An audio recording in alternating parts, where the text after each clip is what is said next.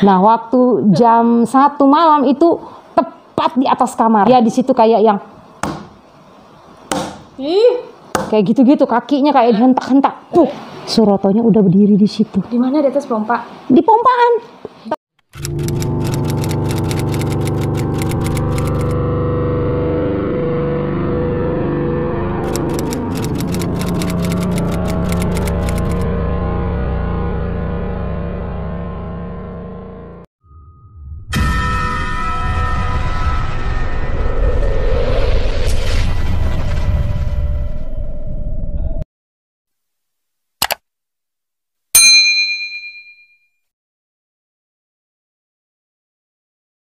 Assalamualaikum warahmatullahi wabarakatuh. Jumpa lagi bersama Mbi di sini ya, di channel YouTube Kisah Mbi Emma.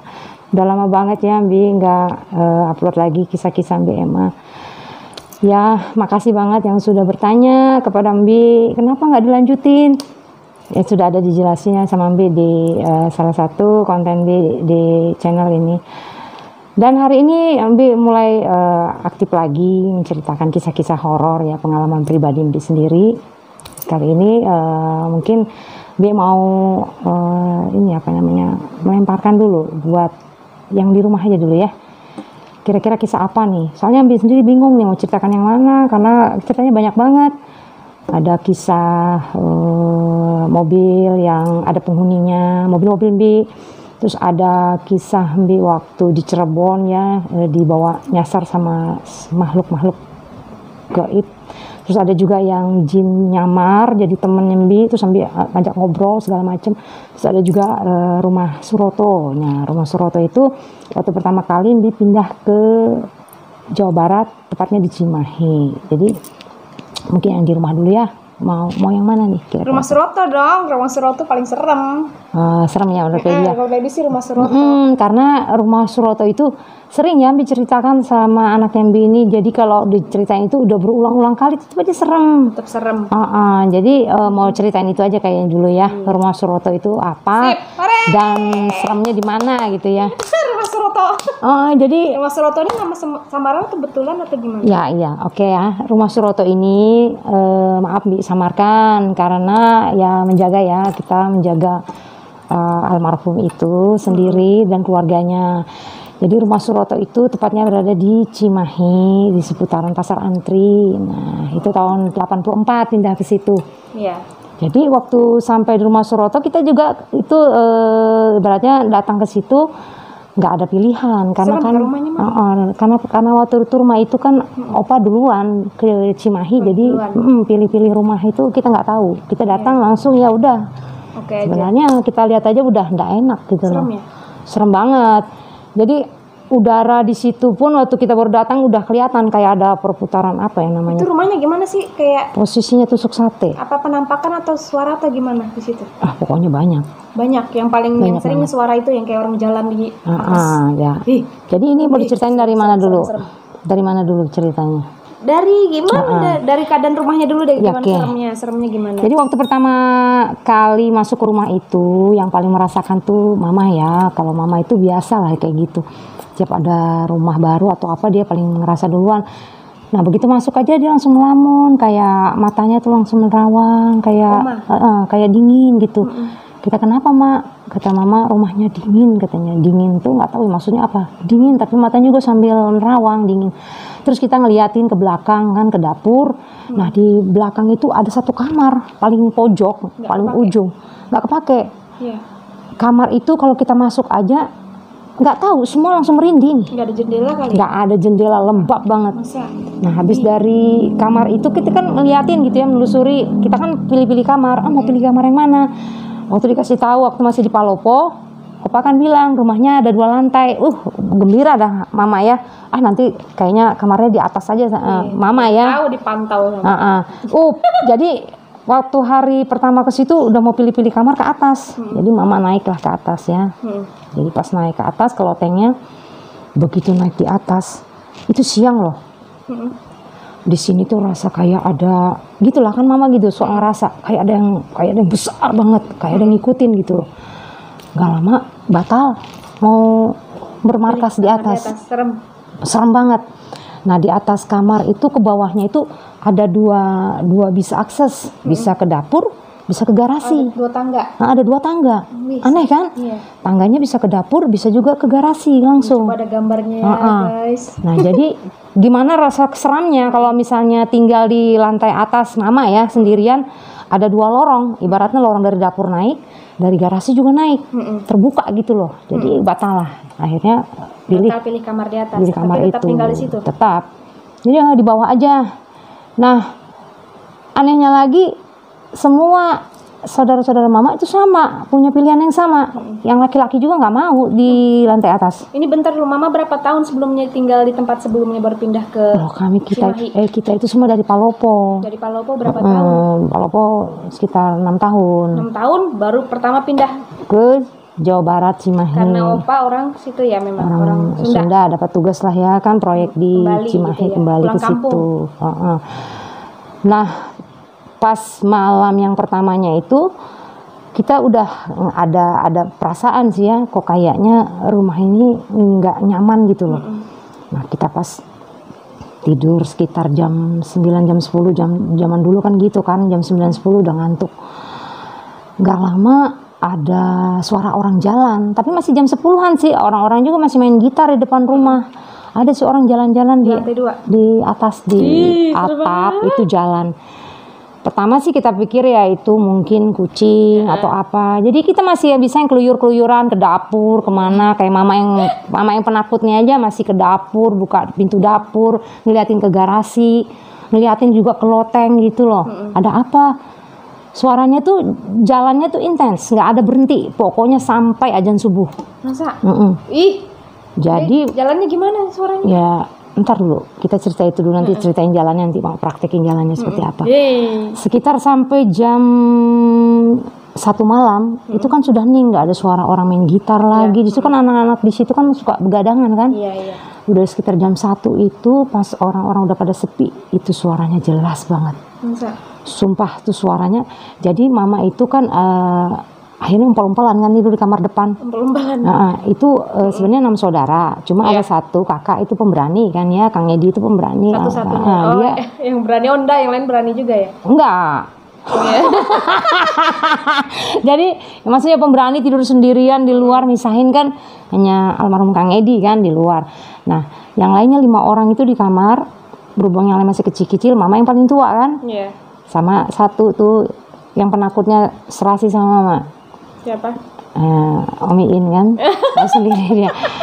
Nah waktu jam 1 malam itu tepat di atas kamar, di atas kamar kita tidur itu, dia di situ kayak yang,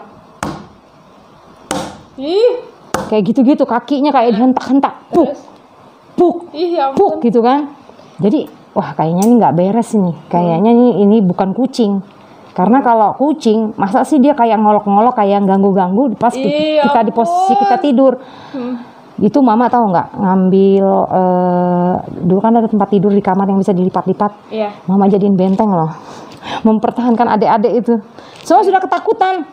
Adik-adik semua dengar? Semuanya dengar, nggak mama aja, semuanya. Dan itu sekarang ingat nggak itu, Mak? Semuanya ingat, dan duduknya pun kayak yang gini, itu apa gitu kan. Nah itu sampai jam 2 malam itu Om Iin gini, setiap dia jalan dulu sampai ke ujung rumah, dia balik lagi ke ujung, dia mondar mandir di atap itu, dia mondar mandir dengan kayak apa sih jalannya orang itu. Nah gak lama tiap dia menghentakkan kaki pas di atas kita tidur, dia puk. Kayak tahu ada orang gitu ya. Iya, kayak gini. Nah, di situ lo Om Iin gitu kan. Kayak yang dia memang bukan nakut-nakutin, dia emang ketakutan. Jadi kalau mama sih nggak bisa lagi mau ngapa-ngapain, mama takutnya minta ampun. Nah, besoknya kita ceritain ke Oma kan. Kata Oma, iya dengar sih, kata Oma gitu. Ya, habis Oma dengar, cuma ya dia nggak bilang itu sesuatu atau apa. Nah, pas udah sekitar kita 1 bulan tuh nenek datang.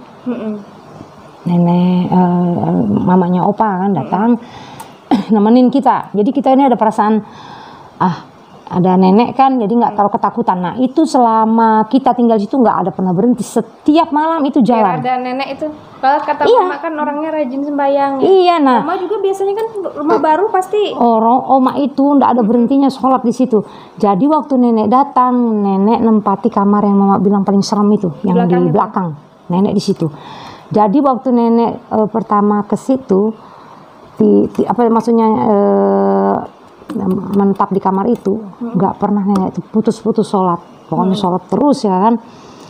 Nah, setiap dia sholat, dia selalu bilang ke bapak, ke opa, bilang gitu, mak perasaannya nggak enak kayak gitu. Mak perasaan nggak enak. Dari opa kan? Dari opa. Kalau perasaan nggak enak gitu loh. Nenek kan kalau tahajud itu sekitar jam 1, jam 2 ya kan, jam 2 malam. Jam 2 malam. Nah, tempat udunya tuh kan di bawah ada pompaan dulu. Itu pas yang di bawah tangga yang bilang dua akses itu, bisa ke garasi, nanti bisa ke dapur tangganya. Bayangkan tangganya. Jadi pernah satu malam sih nenek itu sholat tahajud. Nah, habis sholat tahajud tuh, seingat Mama ya, dalamnya besoknya nenek minta pulang ke Sumedang. Padahal nenek itu biasanya orangnya nggak pernah mau ninggalin kita. Kalau kita ya dia nggak puas banget sama kita, nenek itu minta pulang ke Sumedang. Pokoknya minta pulangnya yang ngotot banget mau pulang gitu loh. Nah, terus juga kejadian yang jalan-jalan itu kan nggak pernah stop. Ya, Oma mulai sih ya baca Yasin, baca apa, nyiramin rumah segala macam. Karena Oma sudah tahu. Oma bilang itu bukan manusia. Karena Oma pernah cek, ngintip di tangga nggak ada siapa-siapa di atas atap. Tapi ada suaranya. Ada suaranya. Oma memang termasuk pemberani ya.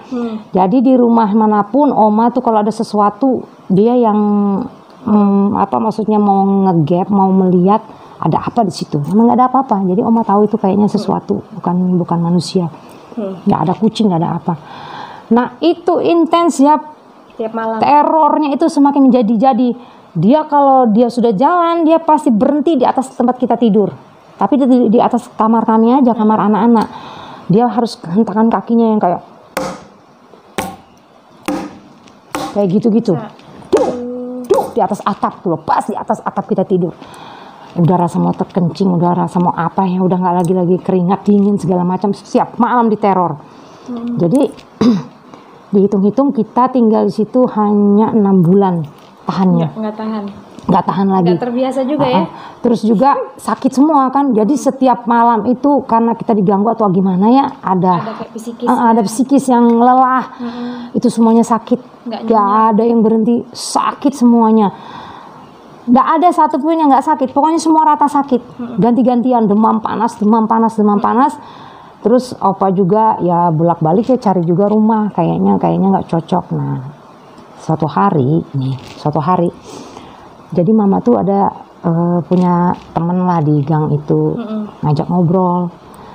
Nah, mungkin mereka setiap malam ya kan, kalau di depan itu kan ada di situ posisi kalau mereka begadang dudukan itu, pas terlihat ke rumah itu mereka bisa lihat dengan apa seluruhnya gitu loh. Dia nanya sama Mama, kamu nggak pernah ada ditemuin diganggu sama itu Suroto? Ngomong gitu. Suroto dia bilang. Kaget kan? Kan Suroto itu udah meninggal. Udah meninggal ya kan, setahun udah meninggal.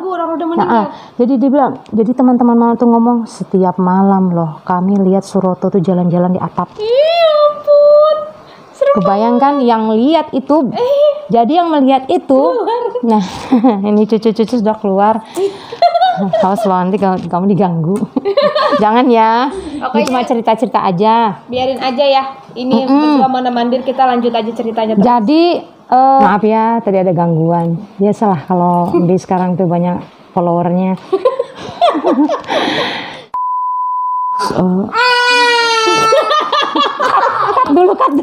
Cut dulu. Jadi tadi ya sampai yang dikasih tahu sama tetangga tentang dia pas begadang itu ngelihat ada orang bentuk orang Pep. Ya ampun. Jelas wujudnya dan itu mondar-mandir. Dan itu setelah yang memang sih mereka kalau begadang nggak sampai malam lagi kayak dulu kan, kadang-kadang sampai subuh. Biasa jam 1 udah bubaran gitu. Nah, dia pas bilang, kamu nggak pernah digangguin, itu kita ngelihat loh ada almarhum Suroto katanya. Dia kayak apa sih, orang gemuk Nah, kah? jadi ceritanya gini. Jadi karena mama kepo kan, ada salah satu teman yang rumahnya hadap-hadapan sama mama itu, mama tanyain bener-bener, ceritakan dong gimana sebenarnya. Tadinya mereka nggak mau cerita, akhirnya salah satu cerita. Jadi dulu rumah itu ditinggalin sama keluarga Suroto. Iya. Nah, Yang punya rumah. dia yang punya rumah. Jadi suatu hari Pak Suroto itu lagi naik ke lantai 2, tepatnya di atas yang dia suka jalan-jalan itu, dia memang suka di situ kalau siang gitu atau apa, dia suka mungkin cari angin-angin lah gitu, cari angin sepoi di situ. Kena serangan jantung, meninggal jatuh di tangga menggelundung. Astaga. Di tangga yang menuju ke dapur. Nah, jatuhnya tepat di situ. Jadi dan waktu dia kata tetangga semua disemayamkannya di kamar belakang. Disemayamkan maksudnya dikubur? Ya, mereka kan biasanya berapa hari baru dikubur. Jadi mungkin sekitar 3 hari disemayamkan di kamar belakang itu. Kamar belakang. Nah, setelah dia bilang katanya melihat almarhum Suroto di atas itu, bilanglah sama Oma. Nah, Oma itu mulai itu juga bilang sama kita semua, jangan tidur misah-misah, sama-sama aja. Pernah juga sekali Oma itu malam-malam bangun bilang biar mama sendiri. Ternyata sampai pintu dapur aja udah ditutup lagi pintunya. Jadi biasanya buka pintu dapur baru ketemu si pompaan itu. Nah, di pompaan itu ada tangga naik. Nah, di tangga naik itu ya Oma nggak tahu apa ya, dilihat langsung ditutup lagi pintunya. Oma lihat gitu. Mungkin. Kayaknya ngeliat. Mungkin. Dia modelnya gimana ini? Nah, ini cerita yang model wujudnya itu ini bakal mama ceritakan. Jadi nggak lama waktu itu karena dengar cerita begitu, Opa cerita. Kata Opa kita pindah aja. Karena ternyata Opa udah diceritain sama nenek. Nenek yang tadi pulang? Iya, nenek itu yang mama ceritakan tadi, dia kenapa minta pulang ke Sumedang itu. Padahal dia kan biasanya kalau sama kita tuh bisa berbulan-bulan.